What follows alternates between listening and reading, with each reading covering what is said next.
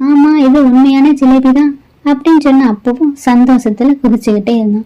ஆஹா, எனக்கு மேஜிக் பென்சில்ல கிடைச்சிருக்கு, படிக்கும்போது மேஜையில உட்கார்ந்தா போதும், என்ன வேணும்னாலும் வரைஞ்சிக்கலான்னு சந்தோஷத்துல குதிச்சுக்கிட்டே இருந்தான்.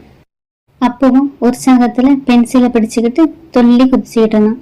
அவனுக்கு பசியும் இல்லை. ஆனா ஆச்சரியத்தை மீண்டும் சோதிச்சு பார்க்க ஆசை இருந்துச்சு. ஜிலேபி வரைஞ்சாச்சு, வேற என்ன வரைஞ்சு பார்க்கலான்னு அவன் தன்னோட ரஃப் நோட்ல ஒரு சின்ன ரேஸ் காரையும் வரைஞ்சான். அவன் வரைஞ்சி முடிச்சு கொஞ்ச நேரத்திலையும் அந்த ரேஸ் கார் உண்மையான ரேஸ் காராகவும் அந்த மேஜை மேலேயும் இருந்துச்சு. காரை அங்க எங்கேயுமா அசைச்சு பார்த்த அவனும் சத்தமா சிரிச்சான். அட, காரு நிஜமா ஓடுதே அப்படின்னு சொல்லிட்டு காரையும் தரையில வச்சான். தரையில பென்சிலால ஒரு சிறிய பந்தய தடத்தையும் வரைஞ்சான்.